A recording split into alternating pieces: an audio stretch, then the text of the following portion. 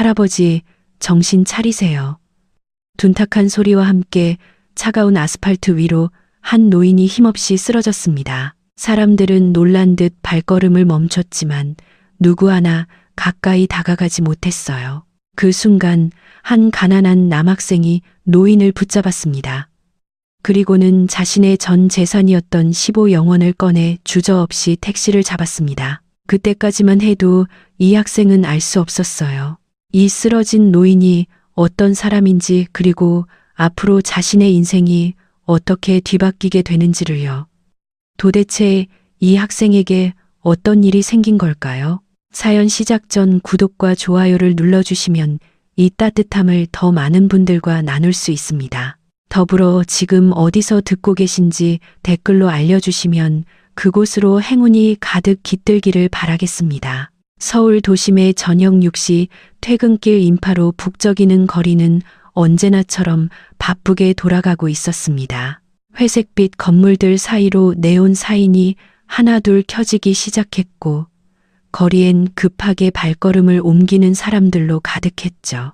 바로 그때 횡단보도 앞에서 한 노인이 갑자기 비틀거리더니 그대로 바닥에 쓰러졌습니다. 쿵 하는 둔탁한 소리와 함께 노인의 몸이 차가운 아스팔트 위로 무너져 내렸어요. 비싼 정장을 입은 그의 얼굴은 창백했고 이마에는 식은땀이 송글송글 맺혀 있었습니다. 한 손으로 가슴을 움켜쥐며 거친 숨을 몰아쉬는 그 모습은 누가 봐도 위급해 보였죠. 주변 사람들이 하나둘 모여들기 시작했습니다. 하지만 대부분은 멀찍이 서서 휴대폰을 꺼내들거나 수근거리기만 할 뿐이었어요. 누가 119 좀 불러요. 한 아주머니가 소리쳤지만 정작 본인도 발만 동동 구르고 있었습니다. 아니, 저 할아버지 괜찮은 거야? 누군가 나서야 하는데 나는 응급처치 같은 거 몰라서. 사람들은 저마다 핑계를 대며 한 발짝씩 뒤로 물러섰습니다. 노인은 여전히 바닥에 쓰러진 채 고통스러운 표정을 짓고 있었죠. 바로 그 순간 학원 가방을 메고 있던 고등학생이 인파를 헤치고 나왔습니다. 이준호 17살의 평범한 학생이었어요. 교복 재킷은 낡아서 소매 끝이 헤어져 있었고 운동화는 미끄러운 부분이 닳아 있었지만 그의 눈빛만큼은 누구보다 또렷했습니다. 준호는 망설임 없이 노인 곁으로 달려가 무릎을 꿇었습니다. 할아버지, 할아버지, 제 말 들리세요? 노인의 어깨를 조심스럽게 흔들며 의식을 확인했어요. 다행히 노인이 희미하게 눈을 떴지만 제대로 된 대답은 하지 못했습니다. 준호는 재빨리 노인의 맥박을 짚어보고 호흡을 확인했죠. 학교에서 배운 응급처치 수업이 떠올랐습니다. 지금 병원에 가셔야 해요. 누가 119 불렀어요. 준호가 주변을 둘러보며 물었지만 사람들은 서로 눈치만 볼 뿐이었습니다. 한 청년이 머뭇거리며 대답했어요. 아까 누가 부른다고 했는데 구급차가 언제 올지 모르잖아요. 퇴근 시간이라 길도 막히고 준호는 순간 결단을 내렸습니다. 주머니를 뒤져 지갑을 꺼냈어요. 15,700원. 이번 주 용돈의 마지막 남은 현금이었어요. 순간 멈칫하던 준호는 이내 벌떡 일어나 도로 쪽으로 뛰어갔습니다. 마침 신호에 걸려있던 택시를 발견하고 필사적으로 손을 흔들었어요. 기사님, 여기요? 여기. 택시가 천천히 다가왔고 준호는 재빨리 뒷문을 활짝 열었습니다. 기사님, 저기 할아버지가 쓰러지셨어요. 병원까지 좀 모셔다 주세요. 제발요. 중년의 택시 기사는 처음엔 난감한 표정을 지었습니다. 학생, 이런 경우는 구급차를 불러야지. 구급차 기다리면 너무 늦을 것 같아요. 할아버지 상태가 정말 안 좋아 보여요. 제가 택시비는 다 낼게요. 준호의 간절한 목소리에 기사는 한숨을 쉬며 고개를 끄덕였습니다. 알았어. 빨리 모시고 와. 준호는 다시 노인에게로 달려갔습니다. 하지만 혼자 힘으로는 노인을 일으켜 세우기가 벅찼어요. 주변을 둘러보니 사람들은 여전히 구경만 하고 있었죠. 좀 도와주세요. 병원에 모셔가야 해요. 준호의 외침에 마침내 젊은 남자 2명이 나섰습니다. 셋이 힘을 합쳐 조심스럽게 노인을 부축해 택시에 태웠어요. 노인의 몸은 생각보다 가벼웠고 고급 정장에서는 은은한 향수 냄새가 났습니다. 평범한 노인은 아닌 것 같았지만 지금은 그런 게 중요한 게 아니었죠. 택시가 출발하자 준호는 노인의 손을 꼭 잡았습니다. 차가운 손이었어요. 할아버지 조금만 참으세요. 금방 병원 도착해요. 노인이 희미하게 눈을 떴습니다. 초점이 잘 맞지 않는 눈으로 준호를 바라보더니 떨리는 목소리로 중얼거렸어요. 고맙네. 그 한마디를 하는 것도 힘든 듯 노인은 다시 눈을 감았습니다. 준호는 더욱 조급해졌죠. 기사님, 좀 더 빨리 갈 수 있을까요? 학생, 나도 최대한 빨리 가는 중이야. 신호도 봐야 하고 거의 다 왔어. 길게 느껴지는 시간 속 택시는 대학 병원 응급실 앞에 도착했습니다. 준호는 재빨리 뛰어내려 응급실 문을 열고 소리쳤어요. 여기 환자 있어요. 빨리 좀 봐주세요. 의료진이 달려왔고 노인은 곧바로 들것에 실려 응급실 안으로 사라졌습니다. 준호는 안도의 한숨을 내쉬며 주저앉았어요. 온몸에 힘이 빠지는 것 같았죠. 간호사가 다가와 물었습니다. 학생 보호자? 아니요. 저는 그냥 길에서 쓰러지신 걸 봐서. 아, 그러시군요. 환자분 신분 확인이 필요한데 소지품이 있나요? 준호가 고개를 저었습니다. 그때 노인을 치료하던 의사가 나왔어요. 지갑이 있네요. 신분증 확인해 보니 박태준 씨라고 하시는데 이분 의사의 표정이 묘하게 변했습니다. 하지만 준호는 알아채지 못했죠. 보호자 연락처도 있으니 저희가 연락드리겠습니다. 학생은 연락처 좀 남겨주세요. 혹시 모르니까. 준호는 자신의 전화번호를 적어주고는 조용히 돌아섰습니다. 주머니를 확인해 보니 동전 몇 개만 남아 있었어요. 택시비로 15영원을 다 써버린 것이었죠. 집까지는 걸어서 1시간은 좋게 걸릴 거리였습니다. 하지만 준호는 개의치 않았어요. 오히려 마음이 뿌듯했죠. 병원 문을 나서며 뒤를 한번 돌아봤습니다. 응급실 불빛이 환하게 빛나고 있었어요. 저 안에서 할아버지가 무사히 치료받고 있기를 바라며 준호는 천천히 걸음을 옮겼습니다. 거리에는 여전히 퇴근길 사람들로 붐비지만 아까와는 달리 마음이 따뜻했어요. 엄마가 늘 말씀하셨죠. 남을 도울 수 있다는 건 복받은 거라고. 비록 가진 건 없지만 누군가에게 도움이 될 수 있다는 게 이렇게 기쁜 일인지 오늘 처음 알았습니다. 발걸음은 가벼웠어요. 집에 가면 엄마가 기다리고 있을 거예요. 오늘 있었던 일을 들으면 분명 잘했다고 머리를 쓰다듬어 주실 겁니다. 준호는 1시간 반을 걸어 집으로 향했습니다. 해는 완전히 져서 거리엔 가로등 불빛만 남아 있었죠. 발은 아팠지만 마음만은 가벼웠습니다. 오늘처럼 뿌듯한 날은 오랜만이었으니까요. 밤 9시가 넘어서야 준호는 집에 도착했습니다. 반지하로 내려가는 좁은 계단을 내려가자 익숙한 곰팡이 냄새가 코끝을 스쳤어요. 비가 오면 물이 새는 천장, 햇빛이 거의 들지 않는 작은 창문, 겨울이면 시멘트 바닥에서 올라오는 한기.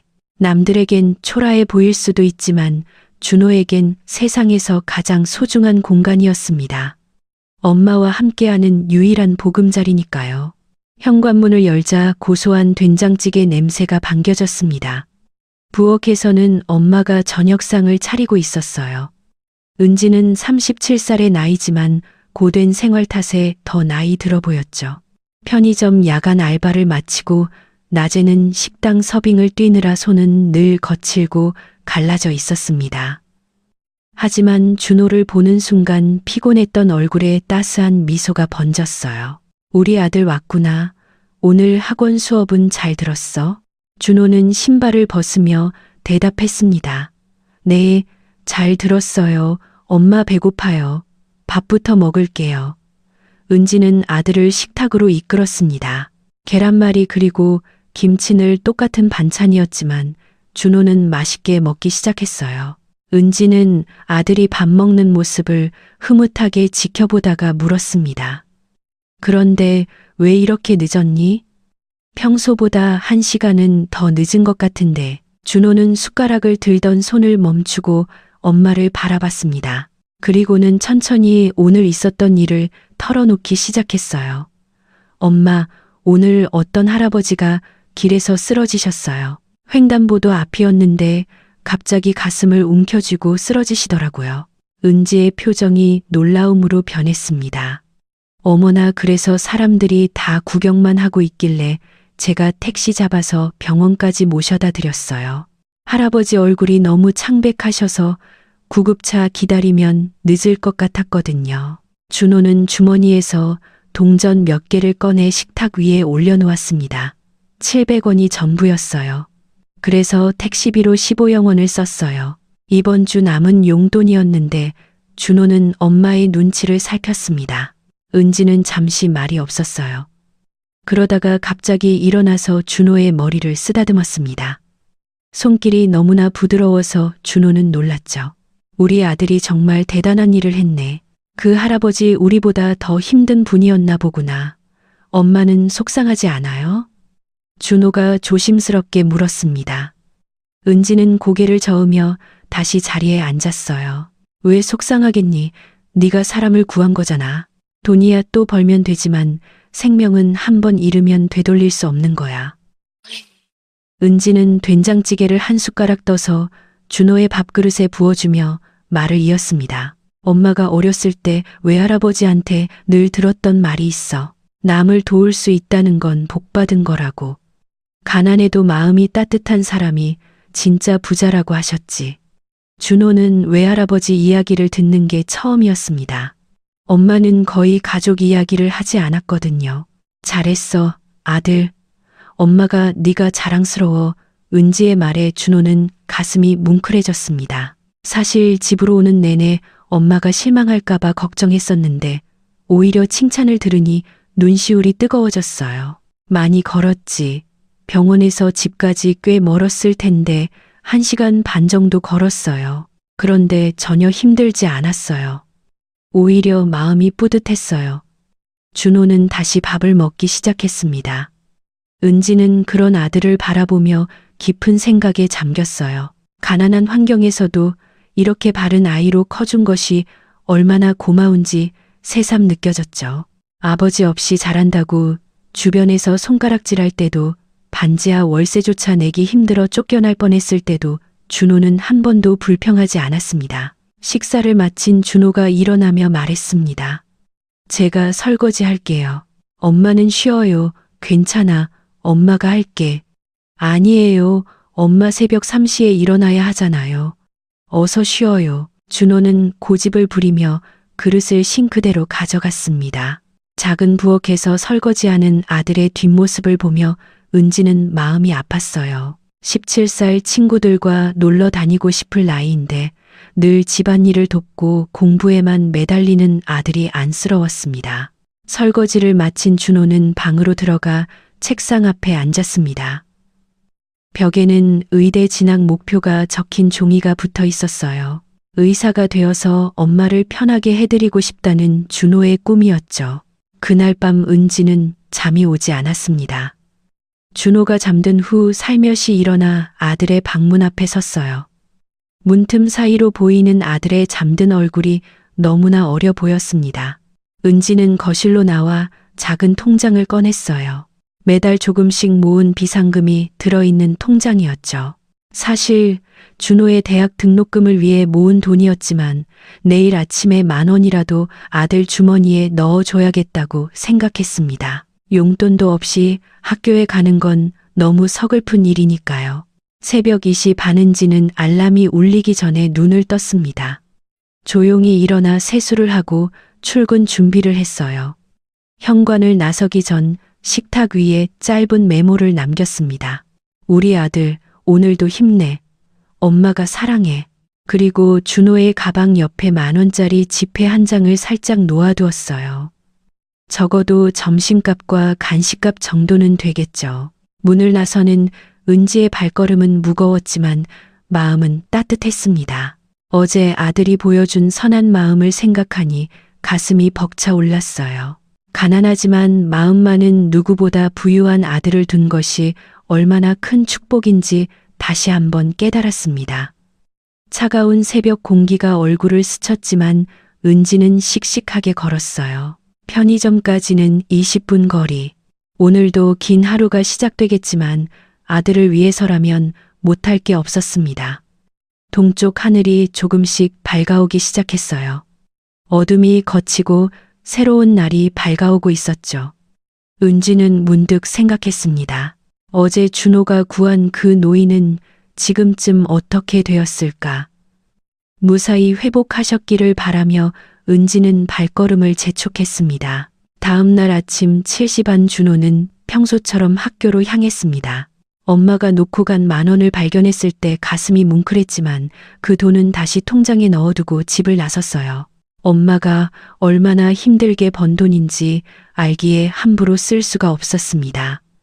학교까지는 도보로 20분. 아침 햇살이 따스하게 내리쬐는 평범한 등굣길이었죠. 그런데 학교 정문에 가까워지자 뭔가 이상한 분위기가 감지됐습니다.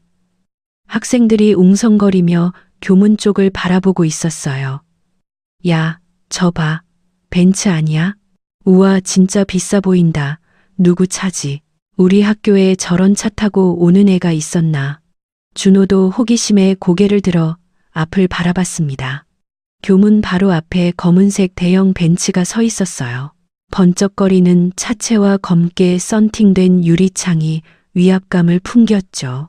평범한 공립고등학교 앞에는 어울리지 않는 차였습니다. 준호가 그냥 지나치려는 순간 벤츠의 뒷문이 열렸습니다. 그리고 정장을 입은 중년 남자가 내렸어요.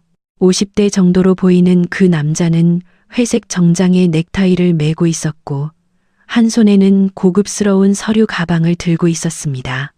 누가 봐도 높은 직책의 사람처럼 보였죠. 남자는 주변을 둘러보더니 준호를 발견하고는 곧장 다가왔습니다. 준호는 당황해서 발걸음을 멈췄어요. 설마 자신을 찾아온 건가 싶어서 불안한 마음이 들었죠. 이준호 학생 맞습니까? 남자의 목소리는 정중하면서도 단호했습니다. 준호는 고개를 끄덕였어요. 네, 맞는데요. 누구시죠? 남자는 명함을 꺼내 준호에게 건넸습니다. 거기엔 하나그룹 비서실장 최민수라고 적혀 있었어요. 하나그룹이라면 누구나 아는 대기업이었죠. 준호는 더욱 당황스러웠습니다. 어제 저희 회장님을 병원까지 모셔주신 학생이시죠? 회장님께서 꼭 감사 인사를 전하라고 하셨습니다. 준호는 그제야 어제 그 노인이 대기업 회장이었다는 걸 알았습니다. 순간 머릿속이 하얘졌어요. 길에서 쓰러진 평범한 할아버지인 줄만 알았는데 이렇게 큰 인물이었다니.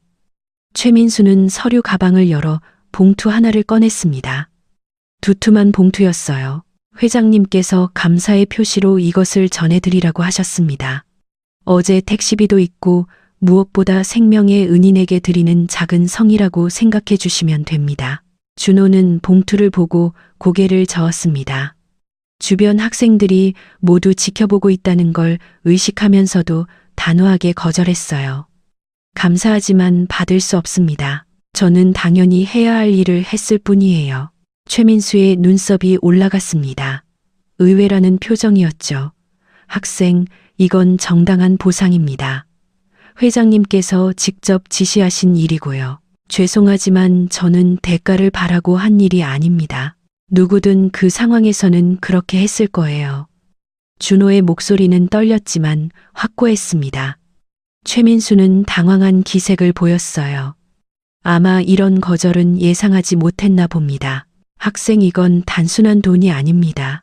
회장님의 진심이 담긴 비서실장님 정말 감사한 마음은 알겠습니다. 하지만 저는 그날 할아버지를 도운 것에 대해 후회하지 않아요. 보상이 없어도 말이죠. 그리고 준호는 잠시 말을 멈추고 주변을 둘러봤습니다. 학생들이 휴대폰을 들고 촬영하고 있는 게 보였어요. 불편한 마음이 들었지만 해야 할 말은 해야 했습니다. 저희 엄마가 늘 말씀하시거든요. 남을 도울 때는 오른손이 한 일을 왼손이 모르게 하라고.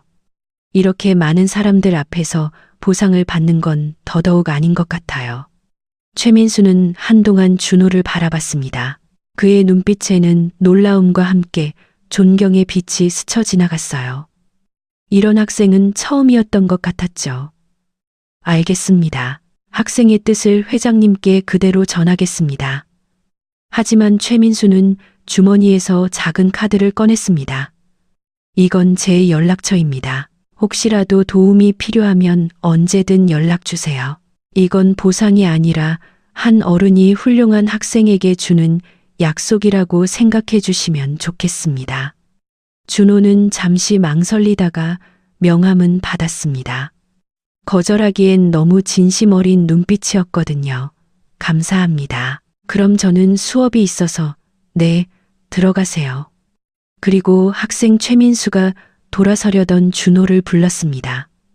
회장님께서 꼭 한번 뵙고 싶어 하십니다. 부담 갖지 말고 시간 날 때 연락 주세요. 준호는 고개를 끄덕이고 교문 안으로 들어갔습니다.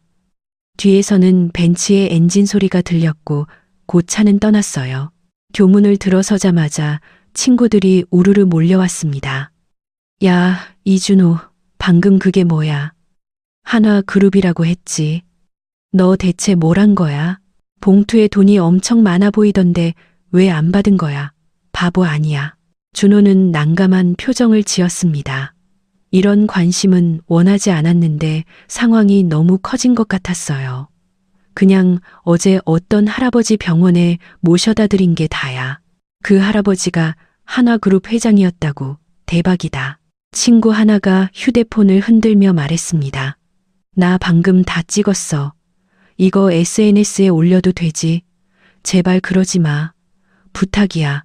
준호는 간청했지만 이미 몇몇 학생들이 사진과 영상을 올리기 시작했어요. 제목들이 자극적이었죠.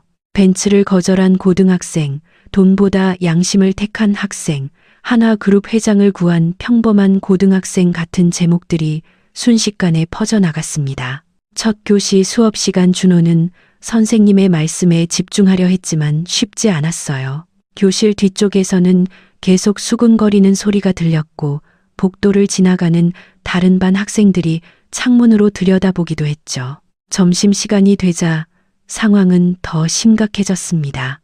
교무실에서 준호를 찾는 방송이 나왔어요. 3학년 2반 이준호 학생은 교장실로 오시기 바랍니다. 준호는 무거운 발걸음으로 교장실로 향했습니다. 교장실 문을 열자 교장 선생님과 담임 선생님 그리고 낯선 사람 몇 명이 앉아 있었어요. 준호야 앉아라. 교장 선생님의 표정이 복잡했습니다. 자랑스러우면서도 걱정스러운 그런 표정이었죠. 방금 여러 언론사에서 연락이 왔다. 내 이야기를 취재하고 싶다고 하는데 준호는 고개를 저었습니다. 죄송하지만 인터뷰는 하고 싶지 않습니다. 그냥 조용히 지나갔으면 좋겠어요. 담임 선생님이 나섰습니다. 준호야, 네가 한 일은 정말 훌륭한 일이야. 많은 사람들에게 좋은 영향을 줄 수 있어. 선생님, 저는 그냥 평범한 학생이고 싶어요. 이런 관심은 부담스러워요. 교장 선생님이 고개를 끄덕였습니다. 알겠다. 학교 측에서 언론 대응은 막도록 할게. 하지만 이미 SNS에 퍼진 건 우리가 막을 수 없단다. 준호는 한숨을 쉬었습니다. 하루아침에 인생이 복잡해진 것 같았어요. 집에 도착했을 때는 이미 해가 지고 있었어요. 지친 얼굴로 현관문을 열자 엄마가 걱정스러운 얼굴로 맞아줬습니다. 준호야, 괜찮니? 표정이 안 좋네. 엄마, 저 괜찮아요. 그냥 조금 정신 없었을 뿐이에요. 은지는 말없이 아들을 꼭 안아줬습니다. 따뜻한 품이었어요. 그날 밤 준호의 이야기는 SNS를 통해 순식간에 퍼져나갔습니다. 처음엔 학교 학생들이 올린 몇 개의 게시물에 불과했지만 불과 2시간 만에 수만 개의 공유가 이루어졌어요. 벤츠를 거절한 고등학생이라는 제목의 영상은 각종 커뮤니티와 포털 사이트를 뜨겁게 달궜죠.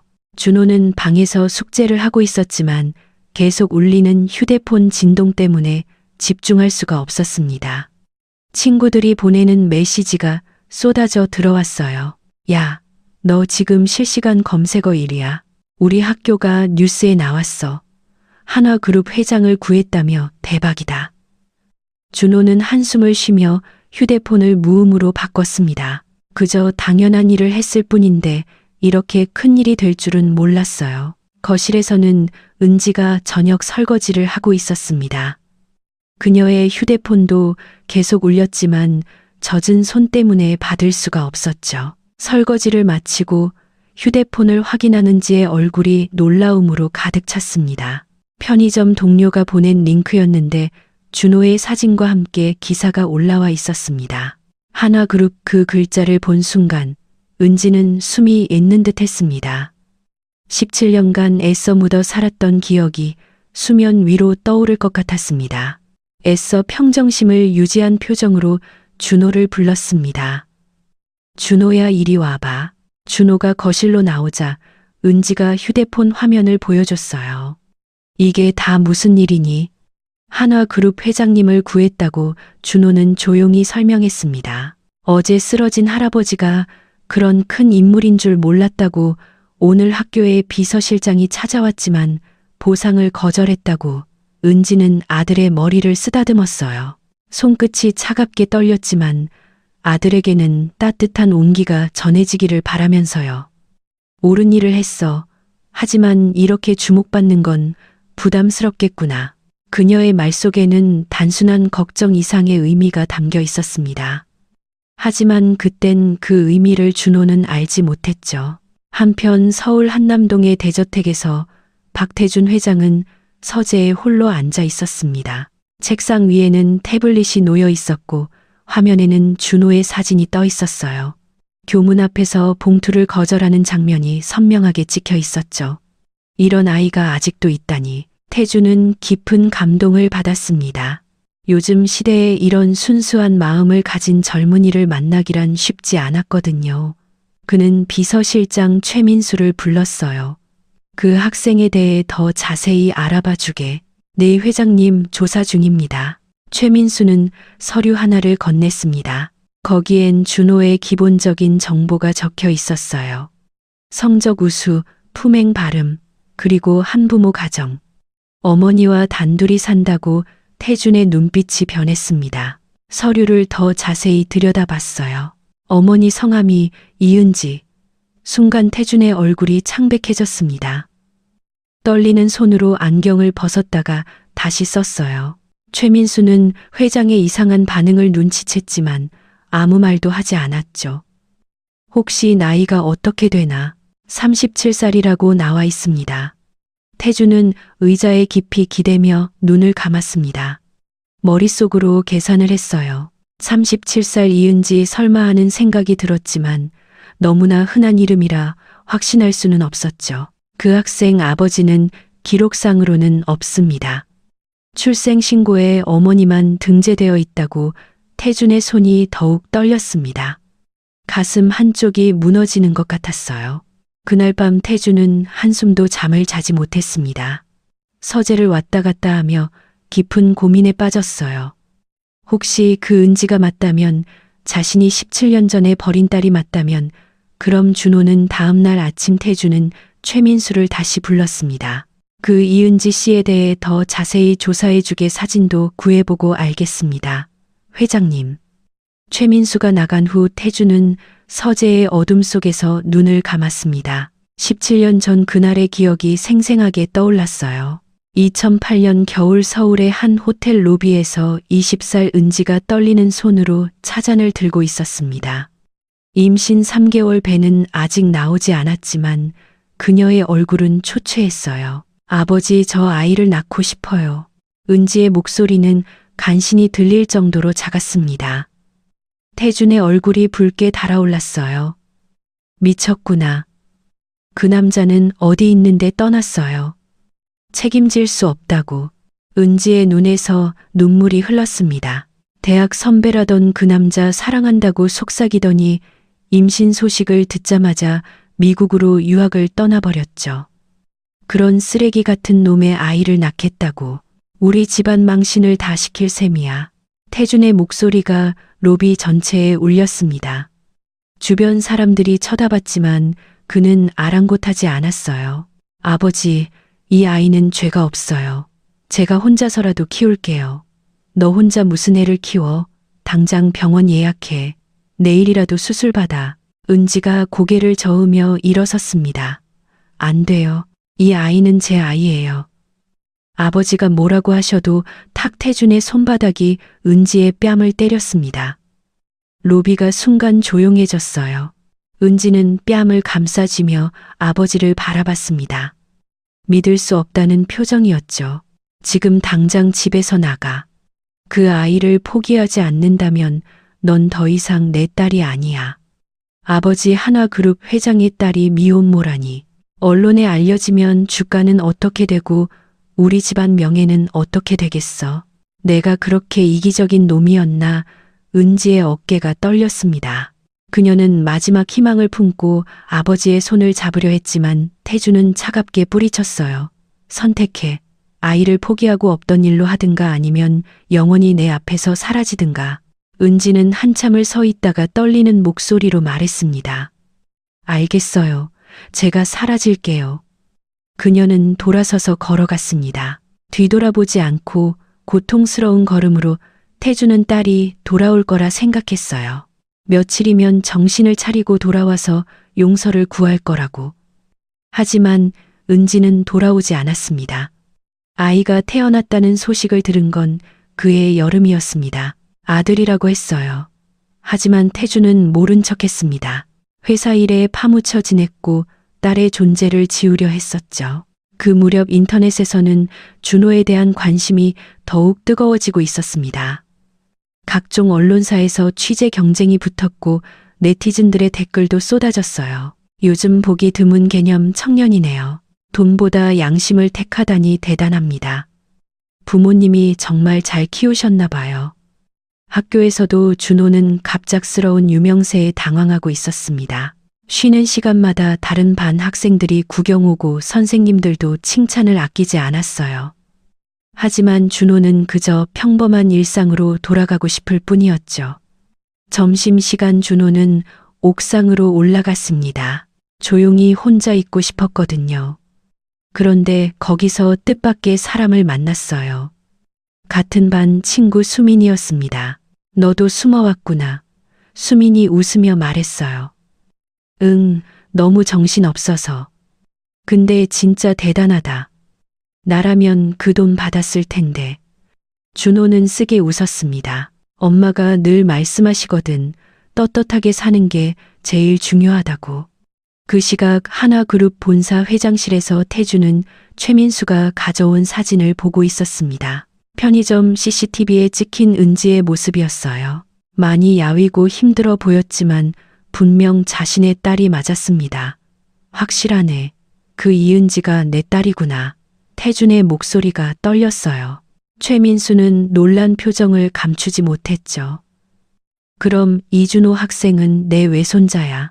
태준은 의자에 무너지듯 앉았습니다.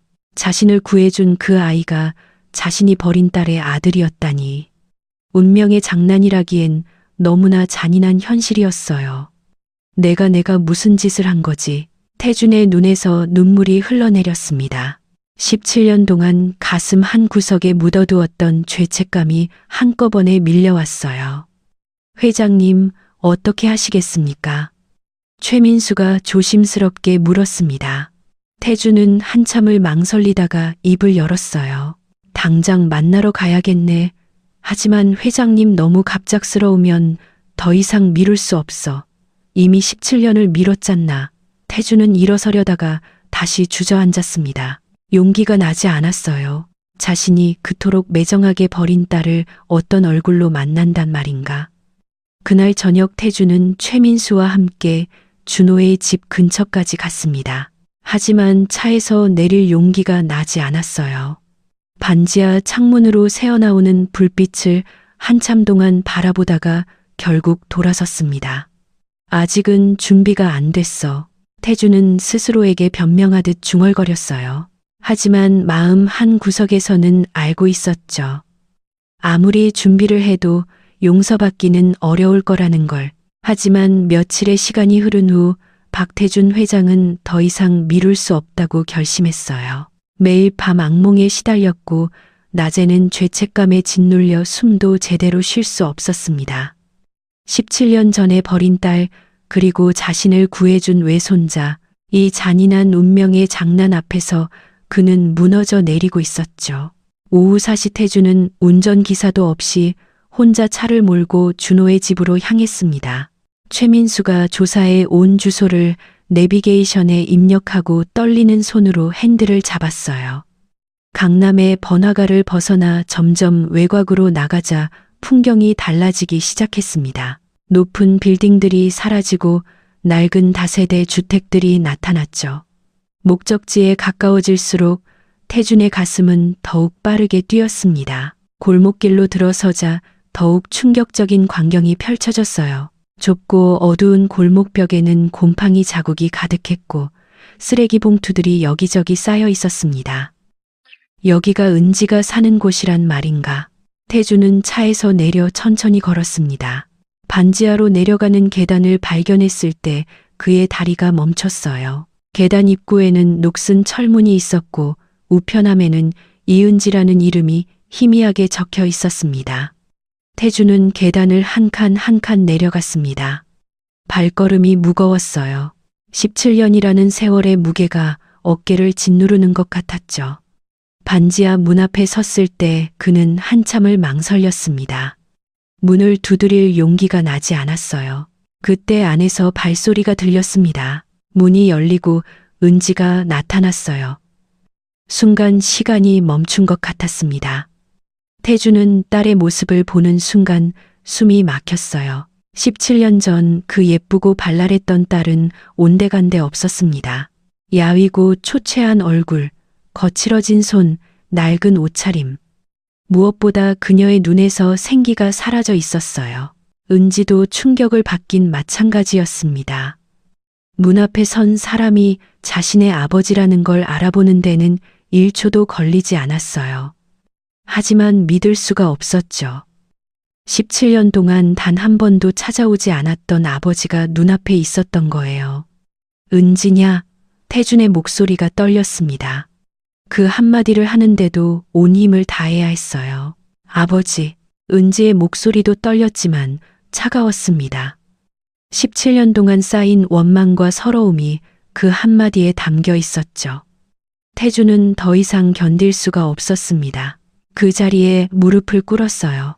72살의 대기업 회장이 반지하 문턱 앞에서 무너져 내렸습니다. 미안하다. 정말 미안하다. 눈물이 주르륵 흘러내렸어요. 17년 동안 참아왔던 눈물이 한꺼번에 터져 나왔습니다. 딸의 초라한 모습을 보니 가슴이 찢어지는 것 같았어요. 이런 곳에서 이렇게 힘들게 살아왔다니 아버지가 왜 이제 와서 은지의 목소리에도 눈물이 섞였습니다. 하지만 쉽게 용서할 수는 없었어요. 17년의 고통이 너무나 컸으니까요. 준호를 내 외손자를 만났다. 그 아이가 날 구해줬어. 그제서야 깨달았다. 내가 얼마나 큰 죄를 지었는지. 태준은 고개를 들어 은지를 바라봤습니다. 주름진 얼굴에 눈물이 가득했어요. 이 집을 봐라. 이런 곳에서 내 딸이 이런 곳에서 살고 있었다니. 내가 무슨 짓을, 체면이 뭐라고, 회사가 뭐라고, 딸 하나 지켜주지 못했다. 은지는 떨리는 손으로 문틀을 잡았습니다. 다리에 힘이 풀려 쓰러질 것 같았어요. 17년 만에 듣는 아버지의 사과. 하지만 너무 늦었다는 생각이 들었죠. 아버지 일어나세요. 이러신다고 달라지는 건 없어요. 아니다. 내가 무릎 꿇는 게 맞아. 평생을 무릎 꿇고 살아도 용서받을 수 없는 죄를 지었어. 태준은 일어나지 않았습니다. 오히려 더 깊이 고개를 숙였어요. 은지야, 내가 너무 늦었다는 걸 안다. 하지만 이제라도 용서를 구하고 싶구나. 너와 준호에게 할 수 있는 모든 걸 하고 싶어. 그때 뒤에서 발소리가 들렸습니다. 학교에서 돌아온 준호이었어요. 현관 앞에 무릎 꿇고 있는 노인을 보고 깜짝 놀랐죠. 엄마, 이분은 준호는 그 노인이 며칠 전 자신이 구한 할아버지라는 걸 알아봤습니다. 하지만 왜 여기에 그것도 무릎을 꿇고 있는지 이해할 수 없었어요. 은지가 떨리는 목소리로 말했습니다.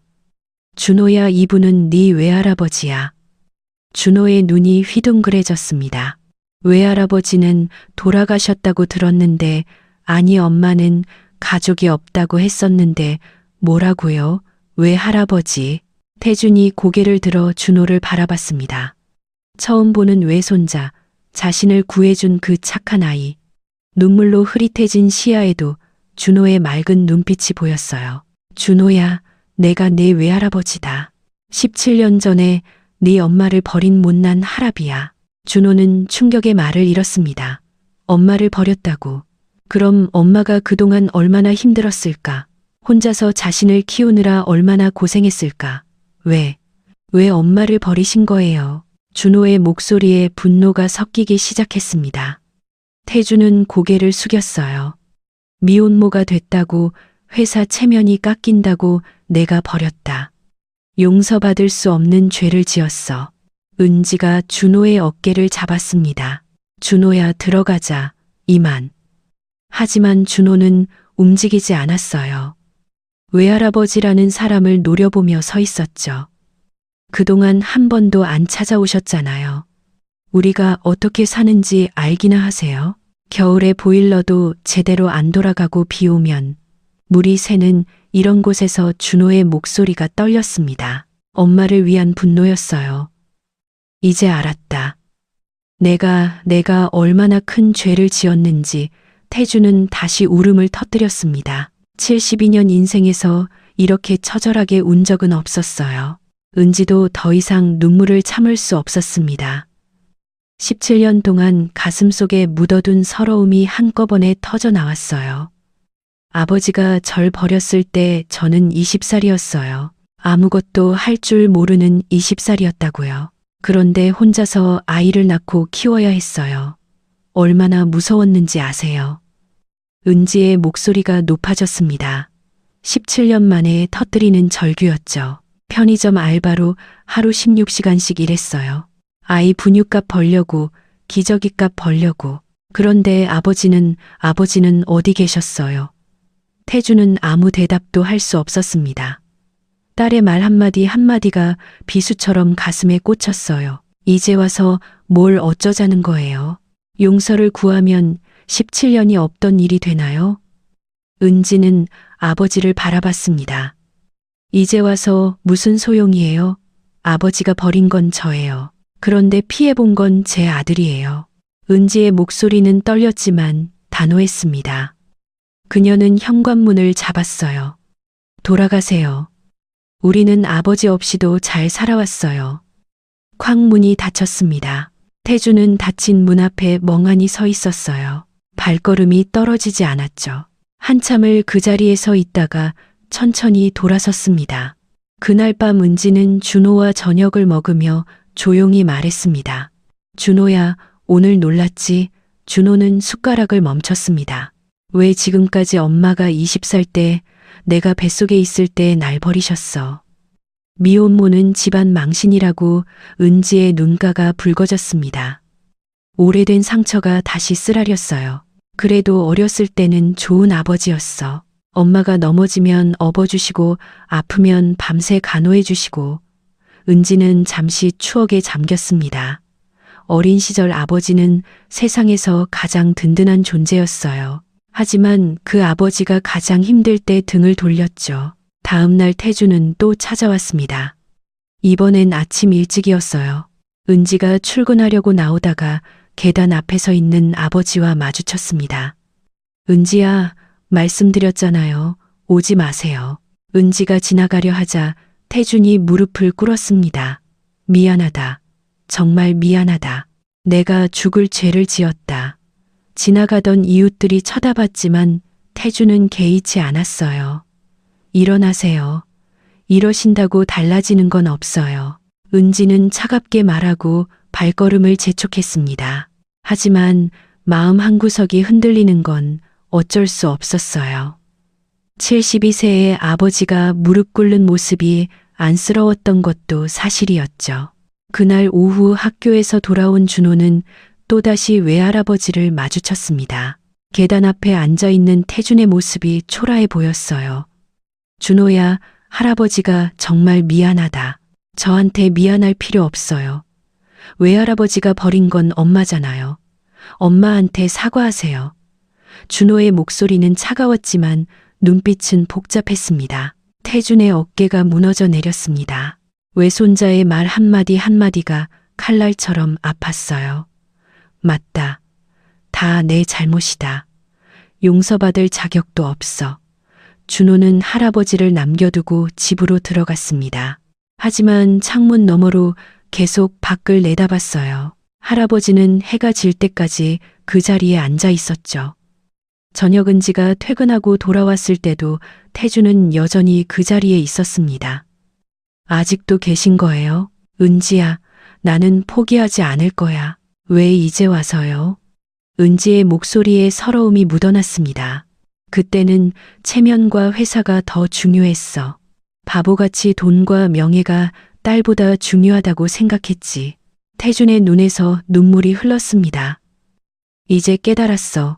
내가 잃은 게 뭔지, 너와 준호를 잃고 나니 가진 모든 게 무의미하더구나. 은지는 잠시 망설이다가 말했습니다. 그냥 가세요. 저도 흔들리고 싶지 않아요. 그녀는 돌아서서 집으로 들어갔습니다. 문이 닫히는 소리가 유난히 크게 들렸어요. 그날 밤 준호는 엄마에게 물었습니다. 엄마, 왜 할아버지가 정말 나쁜 사람이에요? 은지는 한참을 생각하다가 대답했습니다. 나쁜 사람은 아니야. 그냥 그때 잘못된 선택을 한 거지. 엄마도 어렸을 때는 아버지를 정말 사랑했어. 세상에서 제일 좋은 아빠였거든. 그럼 용서해 줄 수 없어요? 준호야, 17년이야. 내가 태어나서 지금까지의 모든 시간 동안 외할아버지는 우리를 모른 척했어. 그게 쉽게 용서가 될까? 준호는 고개를 끄덕였습니다. 하지만 마음 한편으로는 외할아버지가 불쌍하기도 했어요. 다음 날도 그 다음 날도 태준은 계속 찾아왔습니다. 비가 오는 날엔 우산도 없이 서 있었고 추운 날엔 떨면서도 자리를 지켰어요. 일주일째 되는 날 준호가 우산을 들고 나갔습니다. 할아버지 이거라도 쓰세요. 태준은 놀란 눈으로 준호를 바라봤습니다. 고맙다 준호야. 아직 용서한 건 아니에요. 그냥 이러다 쓰러지실까 봐서요. 준호는 우산을 건네고 돌아서려다가 멈췄습니다. 엄마가 말했어요. 어렸을 때 외할아버지가 좋은 아빠였다고. 왜 변하신 거예요? 태준은 쓸쓸하게 웃었습니다. 사람은 때로 중요한 걸 잊고 살아. 가족보다 성공이 중요하다고 착각하지. 할아버지가 바로 그랬단다. 준호는 더 이상 묻지 않고 집으로 들어갔습니다. 하지만 그날부터 조금씩 마음이 흔들리기 시작했어요. 은지도 마찬가지였습니다. 아무리 마음을 다잡으려 해도 매일 찾아와 사죄하는 아버지를 보면 가슴이 아팠어요. 특히 비를 맞으며 서 있는 모습을 볼 때면 어린 시절 자신을 업고 빗속을 뛰어가던 아버지의 모습이 겹쳐 보였죠. 엄마, 외할아버지 좀 불쌍해요. 어느 날 저녁 준호가 조심스럽게 말했습니다. 그래도 엄마는 아직 준비가 안 됐어. 은지의 목소리가 떨렸습니다. 용서하고 싶은 마음과 상처받은 마음이 충돌하고 있었어요. 언젠가는 용서해 줄 수 있을까? 준호가 엄마의 손을 잡았습니다. 엄마가 결정해요. 저는 엄마 편이에요. 은지는 아들을 꼭 안았습니다. 그리고 창밖을 바라봤어요. 저 멀리 가로등 아래 아버지가 여전히 서 있는 게 보였습니다. 마음이 점점 무너지고 있었지만 아직은 아니었어요. 17년의 상처가 며칠 만에 아물 수 없었으니까요. 은지가 매일 반지하 집을 찾아온 지 3주가 지났습니다. 여전히 은지와 준호는 문을 열어주지 않았지만 그는 포기하지 않았어요. 비가 와도 추운 바람이 불어도 계단 앞을 지켰죠. 그런데 어느 날 오후 예상치 못한 인물이 회장실을 찾아왔습니다. 40대 중반의 남자였어요. 번들거리는 얼굴에 교활한 눈빛을 하고 있었죠. 정장은 값비싸 보였지만 어딘가 천박한 느낌이 났습니다. 명함에는 주간지 팩트데이 기자 김준혁이라고 적혀 있었어요. 무슨 일로 오셨습니까? 태준이 차갑게 물었습니다. 김준혁은 느릿느릿 가방을 열어 두꺼운 봉투를 꺼냈어요. 그 안에서 사진들이 쏟아져 나왔습니다. 태준의 얼굴이 점점 굳어갔어요. 사진에는 자신이 반지하 계단 앞에서 무릎 꿇고 있는 모습, 비를 맞으며 기다리는 모습이 담겨 있었습니다. 그뿐만이 아니었어요. 은지가 새벽 3시에 편의점으로 출근하는 뒷모습, 낡은 운동화를 신고 뛰어가는 모습까지 찍혀 있었죠. 더 충격적인 건 준호의 사진들이었습니다. 학교에서 점심을 먹는 모습, 학원으로 가는 뒷모습, 심지어 반지하 창문으로 공부하는 모습까지. 김준혁은 몇 주 동안 이 가족을 감시하고 있었던 것이었어요. 제가 취재를 하다 보니 아주 재미있는 사실을 발견했습니다. 한화그룹 박태준 회장님께 미혼모 딸이 있다는 것. 그것도 17년 동안 완전히 버려두셨다는 건 말이죠. 김준혁의 목소리에는 음흉한 즐거움이 묻어났습니다. 태준의 주먹이 떨렸지만 참았어요. 그 반지하 집 사진도 찍어봤습니다. 곰팡이가 가득한 벽물이 새는 천장. 그런 곳에서 회장님 딸과 손자가 살고 있더군요. 이런 내용으로 기사를 쓴다면 김준혁은 일부러 말을 멈추고 태준의 표정을 살폈습니다.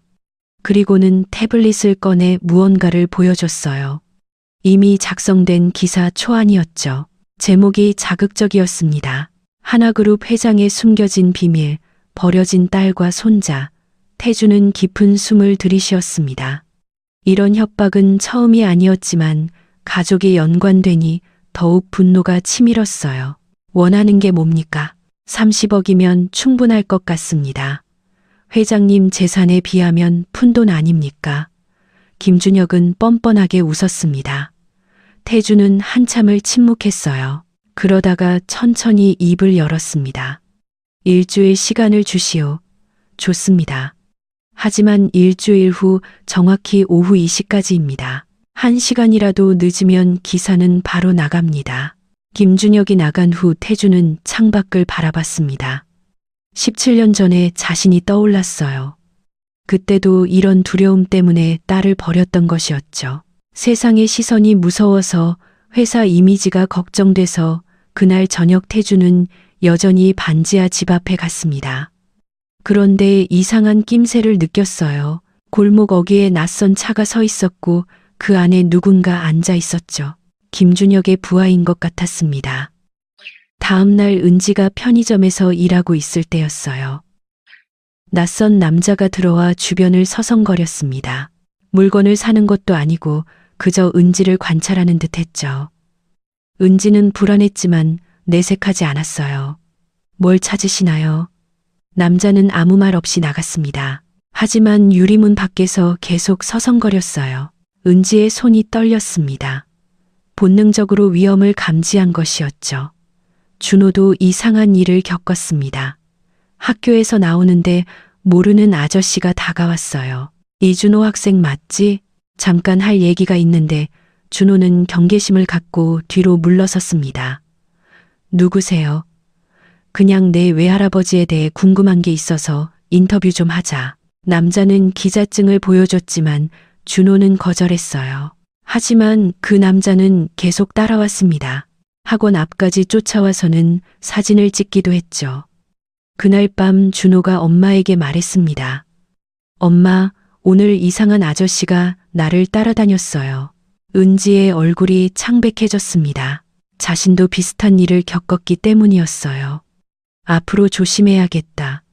혼자 다니지 말고. 이틀째 상황은 더 심각해졌습니다. 반지하 집 우편함에 이상한 편지가 들어있었어요. 은지와 준호의 일상이 담긴 사진들과 함께 위협적인 메시지가 적혀 있었죠. 조만간 모든 게 밝혀질 것이다. 은지는 두려웠지만 경찰에 신고할 수도 없었어요.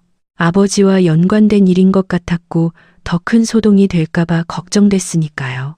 태주는 김준혁이 가족을 위협하고 있다는 걸 알게 됐습니다. 비서실장 최민수가 조사한 결과였어요. 회장님, 김준혁이 부하들을 시켜 은지 씨와 준호 군을 감시하고 있습니다. 심지어 접촉까지 시도한 것 같습니다. 태준의 얼굴이 붉어졌어요. 자신을 협박하는 건 참을 수 있었지만 가족을 건드리는 건 용서할 수 없었습니다. 그놈이 감히 분노가 폭발할 것 같았지만 태준은 참았습니다. 지금 감정적으로 대응하면 김준혁의 의도대로 될 뿐이었어요. 사흘째 김준혁은 더 대담해졌습니다. 직접 은지의 편의점으로 찾아온 것이었어요. 안녕하세요, 이은지 씨. 저는 기자 김준혁입니다. 은지는 놀랐지만 침착하게 대응했습니다. 무슨 일이시죠? 아버님과 이야기 중인데 혹시 아버님에 대해 하실 말씀 없으세요? 17년 동안 버림받은 기분이 어떤지 은지의 손이 떨렸지만 단호하게 말했습니다. 나가주세요. 여긴 일하는 곳입니다. 김준혁은 비웃으며 나갔지만 문 밖에서 계속 사진을 찍었어요. 은지는 무서웠습니다. 이 남자가 무엇을 원하는지 어디까지 갈지 알 수 없었어요. 그날 밤 태주는 깊은 고민에 빠졌습니다. 김준혁에게 돈을 주면 당장은 조용해지겠지만 그건 근본적인 해결이 아니었어요. 언제든 또 협박할 수 있었고 무엇보다 딸과 손자를 계속 숨기고 부끄러워한다는 의미였죠. 새벽까지 잠을 이루지 못한 태주는 결심했습니다. 더 이상 비겁하게 살지 않겠다고, 딸과 손자를 당당하게 인정하겠다고. 다음날 아침 태주는 최민수를 불렀습니다. 민수야, 법무팀에 연락해서 김준혁을 스토킹과 협박 혐의로 고소 준비를 시켜. 그리고 태주는 잠시 멈췄다가 단호하게 말했습니다. 기자 회견을 준비해라. 내가 모든 걸 공개하겠다. 최민수는 놀랐지만 회장의 눈빛에서 확고한 의지를 읽을 수 있었어요. 김준혁은 여전히 여유로웠습니다. 30억이라는 거금이 곧 자신의 통장에 들어올 거라 믿었으니까요. 하지만 그는 몰랐습니다. 태준이 완전히 다른 선택을 했다는 걸. 그리고 그 선택이 자신의 파멸을 불러올 거라는 걸. 나흘째 아침 준호가 학교로 가는데 또 그 남자가 나타났습니다. 이번엔 더 적극적으로 다가왔어요. 준호야, 왜 할아버지가 너희를 버렸다는 게 사실이야? 준호는 무서웠지만 당당하게 말했습니다. 아저씨가 누군데 그런 걸 물어요? 계속 이러시면 경찰에 신고할 거예요. 남자는 비웃으며 사라졌지만 준호는 불안했어요. 엄마도 위험할 수 있다는 생각이 들었죠. 그날 오후 태주는 마지막으로 반지하 집을 찾아갔습니다.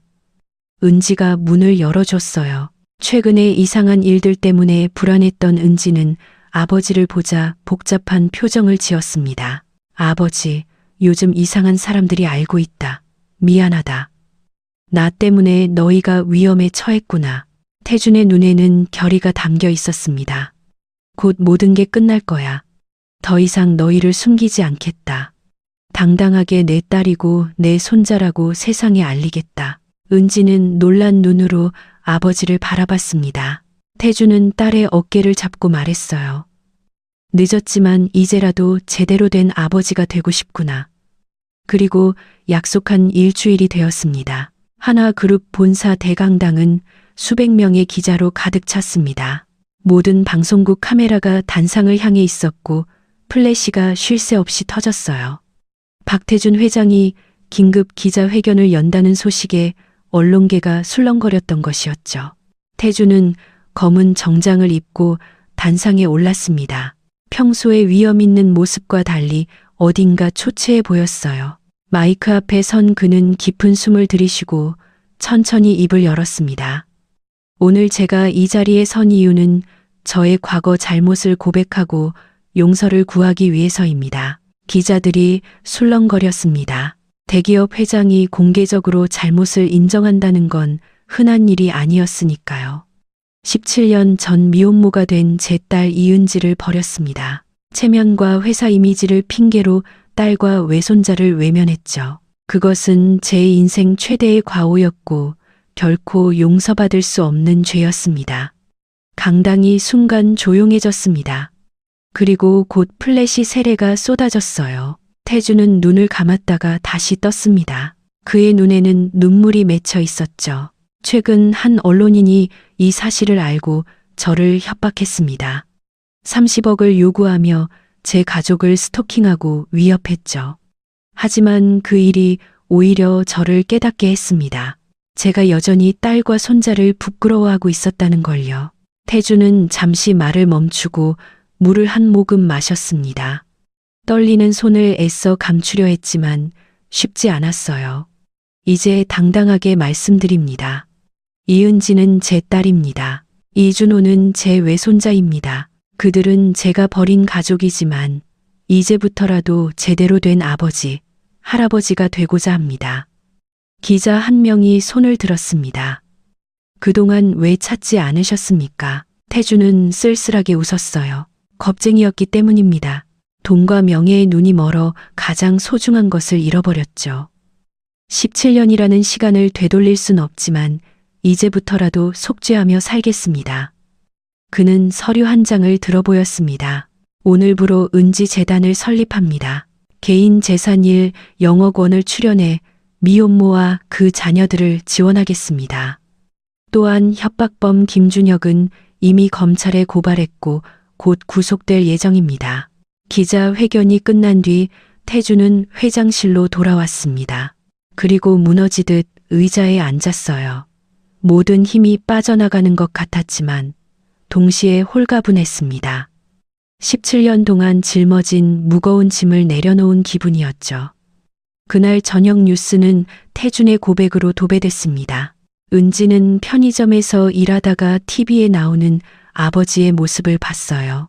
공개적으로 자신을 딸이라고 준호를 손자라고 인정하는 모습에 복잡한 감정이 밀려왔습니다.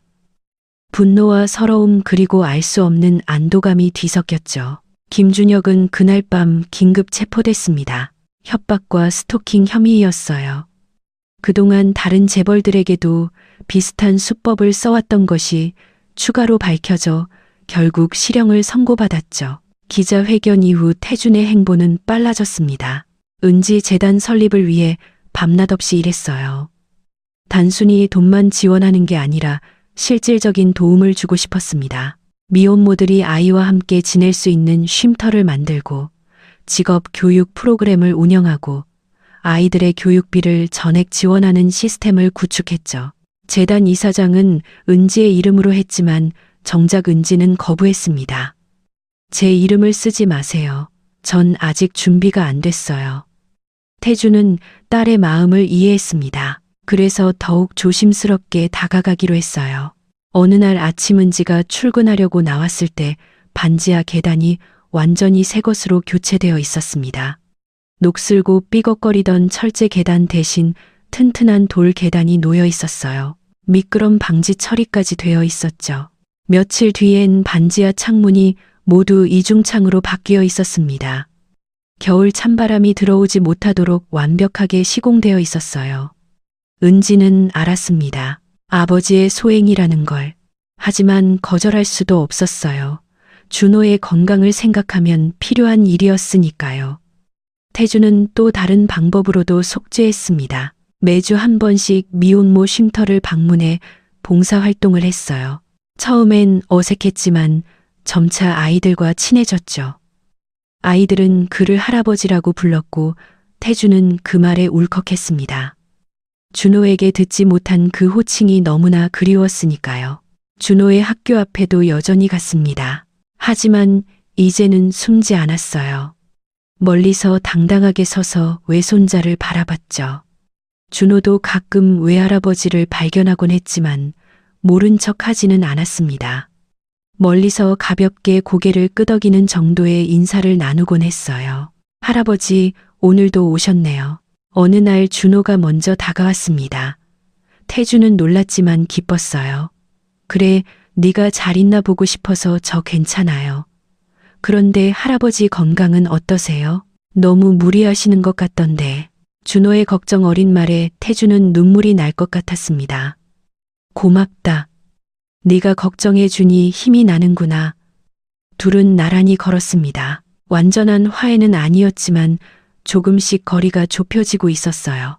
태주는 은지의 편의점에도 변화를 줬습니다. 낡은 냉장고를 새 것으로 교체하고 바닥 공사를 다시 했어요. 편의점 사장은 갑작스러운 시설 개선에 놀랐지만 건물주가 지시한 일이라며 받아들였죠. 태준이 그 건물을 통째로 매입한 것이었습니다. 은지는 알았지만 내색하지 않았어요. 아버지가 자신을 위해 애쓰는 모습이 안쓰러우면서도 아직은 완전히 용서할 수 없었습니다. 17년의 상처는 그렇게 쉽게 아물 수 없었으니까요. 재단 설립 발표회가 열렸을 때 태주는 은지와 준호를 초대했습니다. 하지만 그들은 오지 않았어요. 대신 은지는 짧은 편지를 보냈죠. 재단 설립을 축하합니다. 많은 사람들에게 도움이 될 것 같아요. 하지만 저는 아직 그 자리에 설 준비가 안 됐습니다. 이해해 주세요. 태주는 편지를 읽고 또 읽었습니다. 딸의 글씨체가 그리웠어요. 어린 시절 아빠에게 쓴 편지들이 떠올랐죠. 아빠 사랑해요라고 삐뚤빼뚤했던 그 편지들. 발표회장에는 많은 미혼모들이 참석했습니다. 그들은 태준에게 감사 인사를 전했어요. 회장님 덕분에 희망이 생겼어요. 아이와 함께 살 수 있게 돼서 정말 감사합니다. 태준은 그들의 손을 잡으며 생각했습니다. 17년 전 자신의 딸도 이렇게 힘들었겠구나. 혼자서 아이를 키우며 얼마나 막막했을까. 제가 더 감사합니다. 늦었지만 이제라도 깨달을 수 있게 해주셔서 태준의 진심 어린 모습에 많은 사람들이 감동했어요. 언론도 처음에 비판적 시각에서 벗어나 그의 노력을 인정하기 시작했죠. 학교에서 준호는 친구들에게 둘러싸였습니다. 너희 외할아버지 정말 대단하시다. 1,000억을 기부하시다니 진짜 대인배시네. 준호는 복잡한 심정이었어요. 외할아버지가 자랑스러우면서도 여전히 엄마를 버렸던 과거가 용서되지 않았습니다. 태주는 꾸준히 반지하 집을 찾아갔습니다. 이제는 매일이 아니라 이틀에 한 번 정도였지만 그 진심은 변하지 않았어요. 때로는 은지가 좋아하던 떡을 사들고 가기도 하고 준호가 필요할 만한 참고서를 문 앞에 놓고 가기도 했죠. 은지는 창문 너머로 그런 아버지를 지켜봤습니다. 71살의 나이에 무거운 것들을 들고 와 조심스럽게 놓고 가는 모습이 짠했어요. 마음이 조금씩 움직이고 있었지만 아직은 아니었습니다. 상처가 너무 깊었으니까요. 비서실장 최민수의 전화가 울렸습니다. 응급실에서 걸려온 전화였어요. 박태준 회장이 또다시 쓰러졌다는 소식이었죠. 재단 설립 이후 쉬지 않고 일하던 태준은 봉사 활동을 마치고 돌아오던 길에 의식을 잃었습니다. 최민수는 망설임 끝에 은지에게 전화를 걸었어요. 신호음이 길게 이어지다가 은지의 목소리가 들렸습니다. 여보세요. 이은지 씨 비서실장 최민수입니다. 회장님이 아버님이 쓰러지셨습니다. 전화기 너머로 숨을 들이키는 소리가 들렸어요. 은지의 손이 떨렸지만 애써 침착하게 물었습니다. 지금 어디 계세요? 서울대병원 응급실입니다. 상태가 좋지 않으십니다. 은지는 전화를 끊고 한참을 서 있었어요. 17년 동안 자신을 버린 아버지, 최근 들어 끊임없이 사죄하던 그 사람이 쓰러졌다는 소식에 마음이 복잡했습니다. 가지 말아야 한다고 생각하면서도 발걸음은 이미 준호의 방으로 향하고 있었죠. 준호야 외할아버지가 병원에 계셔. 준호는 책을 덮고 엄마를 바라봤습니다. 은지의 얼굴에서 망설임과 걱정을 동시에 읽을 수 있었어요. 가봐야 하지 않을까요? 준호의 말에 은지는 고개를 끄덕였습니다. 두 사람은 서둘러 택시를 잡아타고 병원으로 향했어요. 병원 응급실은 차가운 형광등 불빛으로 가득했습니다. 소독 냄새가 코를 찔렀고 복도에는 불안한 표정의 사람들이 오가고 있었죠. 은지와 준호는 안내 데스크에서 병실을 확인하고 엘리베이터를 탔습니다. 중환자실 앞 복도는 더욱 조용했어요. 벽에 부딪혀 울리는 발소리만이 공간을 채웠죠. 멀리서 심전도 기계의 규칙적인 소리가 들려왔습니다. 삐삐. 그 소리가 두 사람의 긴장을 더욱 높였어요. 병실 문 앞에서 최민수가 기다리고 있었습니다. 그의 얼굴은 지쳐 보였어요. 오셨습니까? 회장님이 기다리고 계셨습니다. 은지는 깊은 숨을 들이쉬고 병실 문을 열었습니다. 하얀 시트 위에 누워있는 아버지의 모습이 눈에 들어왔어요. 불과 몇 주 전까지 그렇게 열심히 뛰어다니던 사람이 맞나 싶을 정도로 야위고 창백했습니다. 태준의 팔에는 링거줄이 연결되어 있었고 산소 마스크가 얼굴을 덮고 있었어요. 눈은 감겨 있었지만 은지와 준호가 들어오는 기척에 천천히 눈을 떴습니다. 은지야, 목소리는 너무나 작고 약했어요. 은지는 침대 옆으로 다가갔습니다. 분노와 슬픔, 연민이 동시에 밀려왔죠. 17년의 원망이 아직 가슴에 남아 있었지만 이렇게 쓰러진 아버지를 보니 마음이 아팠습니다. 아버지 그 한마디를 하는데 목이 메었어요. 은지는 눈물을 겨우 삼켰습니다. 준호도 외할아버지의 모습에 충격을 받았어요. 손발이 떨렸지만 용기를 내어 침대 가까이 다가갔습니다. 할아버지, 이렇게 그냥 가시면 더는 기회가 없잖아요. 준호의 목소리가 떨렸습니다. 태주는 흐릿한 눈빛으로 외손자를 바라봤어요. 처음으로 이렇게 가까이에서 준호를 보는 것 같았습니다. 자신을 구해준 그 착한 아이가 이제는 자신을 걱정하고 있었죠. 태주는 숨을 고르며 천천히 입을 열었습니다. 산소 마스크 때문에 목소리가 더욱 작게 들렸어요. 시간이 조금만 더 있다면 아버지로서 할아버지로서 너희 옆에 있고 싶구나. 그 말에 은지의 눈에서 눈물이 흘렀습니다. 더 이상 참을 수가 없었어요. 17년 동안 듣고 싶었던 말이었을까요? 아니면 이제야 들어도 너무 늦은 말이었을까요? 준호는 할아버지의 손을 조심스럽게 잡았습니다. 주름지고 차가운 손이었지만 미세하게 떨리고 있었어요. 할아버지 힘내세요. 아직 우리가 할 얘기가 많잖아요. 태준의 눈에서도 눈물이 흘렀습니다. 외손자가 처음으로 자신의 손을 잡아준 것이었어요. 그 따뜻한 손길이 너무나 고마웠습니다. 병실의 조명이 세 사람을 비췄어요. 창밖으로는 서울의 야경이 반짝이고 있었지만 병실 안은 고요했습니다. 심전도 소리와 산소 공급기의 작은 소음만이 들렸죠. 최민수가 조용히 들어와 말했습니다. 의사 선생님 말씀으로는 과로와 스트레스로 인한 것이라고 합니다. 절대 안정이 필요하다고 은지는 고개를 끄덕였어요. 그리고 아버지를 다시 바라봤습니다. 이렇게 약해진 모습을 보니 지난 몇 주 동안 얼마나 무리했는지 알 것 같았어요. 왜 이렇게 무리하셨어요? 은지의 목소리에는 원망과 걱정이 섞여 있었습니다. 시간이 얼마 없을 것 같아서 72살이야. 언제까지 건강할지, 너희와 함께할 시간이 얼마나 남았을지.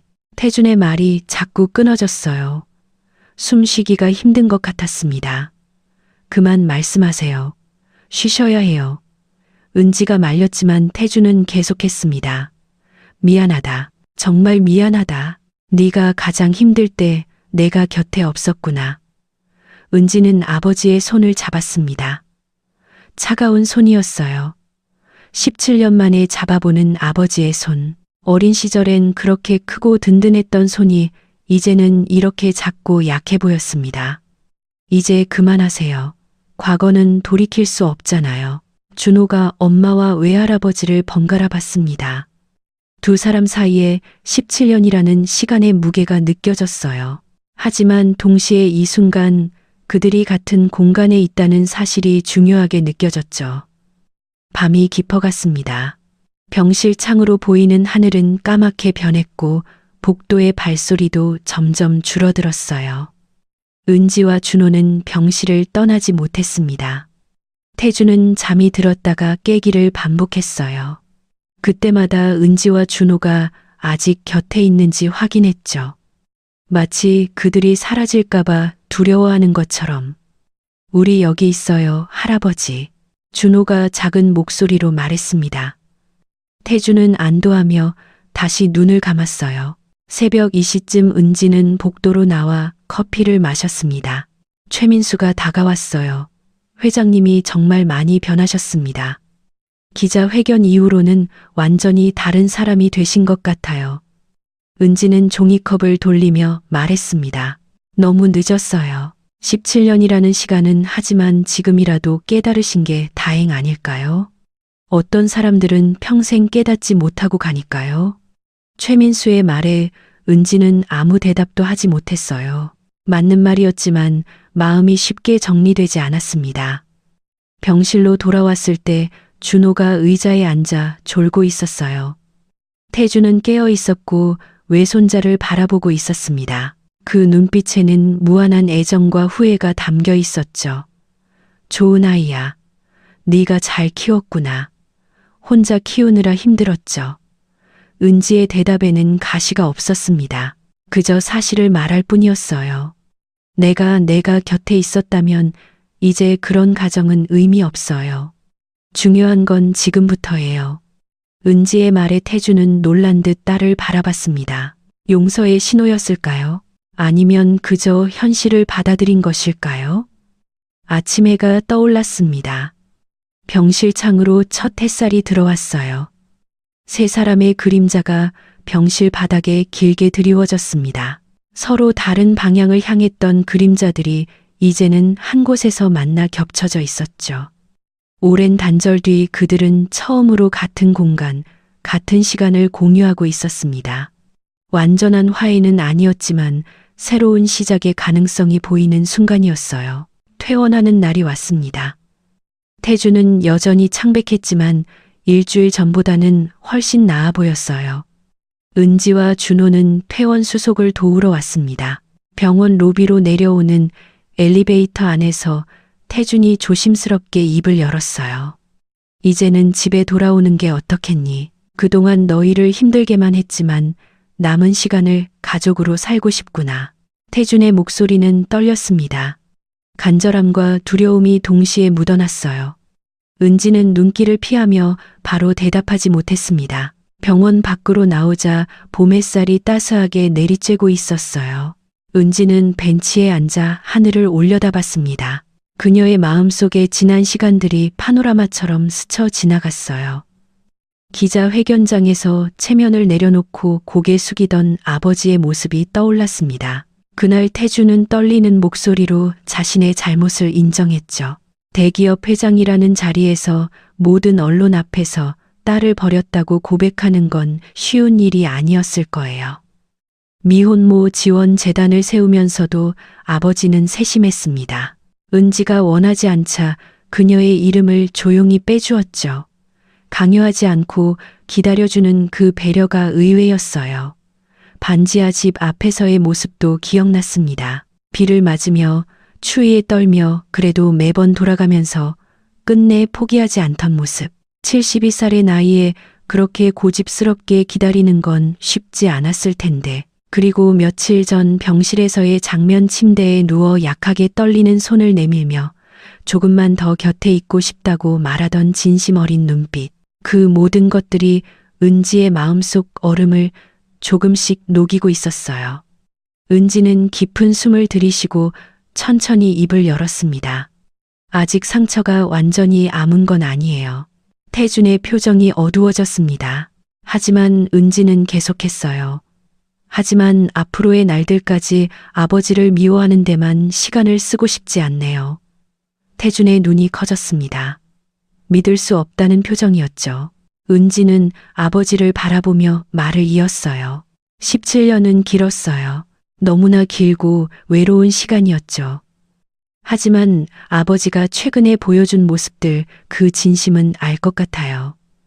준호가 엄마 옆으로 다가왔습니다. 그리고 엄마의 어깨를 감싸 안았어요. 17년 동안 혼자서 모든 걸 감당해온 엄마가 얼마나 힘들었을지 누구보다 잘 알고 있었으니까요.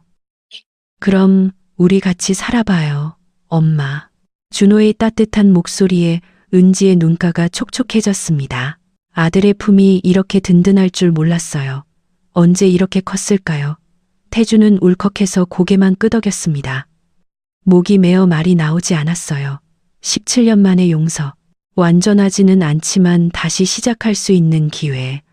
그것만으로도 너무나 감사했습니다. 고맙다. 정말 고맙다.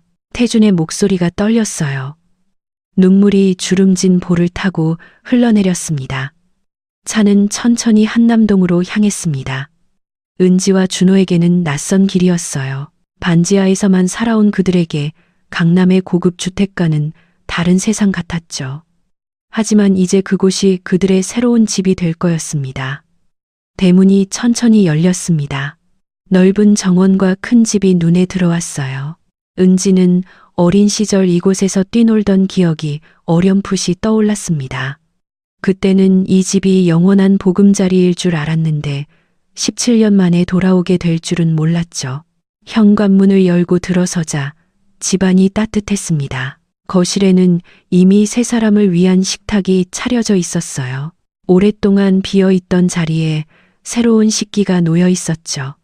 너희 방도 준비해뒀다. 예전 내 방은 그대로 두었고 준호 방은 새로 꾸몄어. 태준이 조심스럽게 말했습니다. 은지는 계단을 올라 자신의 옛방으로 갔어요. 문을 열자 시간이 멈춘 듯한 공간이 나타났습니다. 책상, 침대, 책장 모두 그대로였어요. 먼지 하나 없이 깨끗하게 관리되어 있었죠. 매일 청소했다. 언젠가 네가 돌아올 거라고. 아니, 돌아오길 바라면서 태준의 목소리가 뒤에서 들렸습니다. 은지는 책상 위에 액자를 들어 올렸어요. 고등학교 졸업식 사진이었죠. 아버지와 함께 찍은 마지막 사진. 그때는 행복했죠. 은지의 목소리는 쓸쓸했지만 원망은 없었어요. 준호는 자신의 새 방을 둘러봤습니다. 넓고 밝은 방에는 책상과 책장, 그리고 컴퓨터까지 준비되어 있었어요. 반지하의 좁은 방과는 천지 차이였죠. 할아버지, 이건 너무 과해요. 아니다. 이것도 부족해. 17년 동안 해주지 못한 게 너무 많아서 태준의 말에 준호는 더 이상 거절하지 않았습니다. 할아버지의 마음을 이해했으니까요. 저녁 시간이 되었습니다. 세 사람은 처음으로 한 식탁에 앉았어요. 따뜻한 된장찌개와 갈비찜, 그리고 여러 반찬들이 차려졌죠. 은지가 반지하에서 해주던 소박한 밥상과는 달랐지만 마음은 똑같이 따뜻했습니다. 잘 먹겠습니다.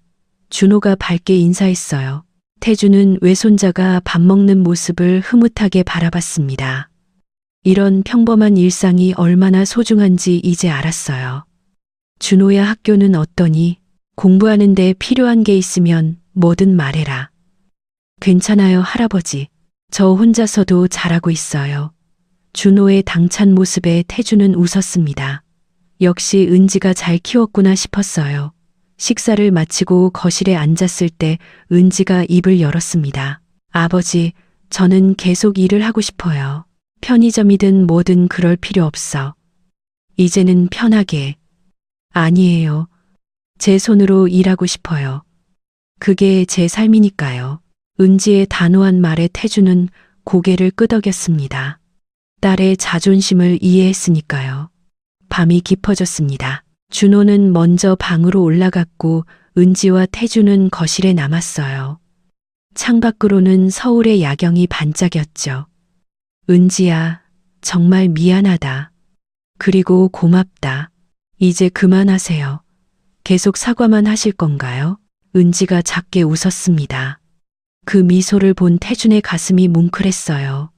17년 만에 보는 딸의 진짜 미소였으니까요. 은지는 창밖을 바라보며 마음속으로 말했습니다. 용서는 하루아침에 오지 않았다. 하지만 아버지가 흘린 시간과 진심을 기억하며 우리는 다시 가족이 되기로 했다. 세 사람의 그림자가 거실 벽에 나란히 드리워졌습니다.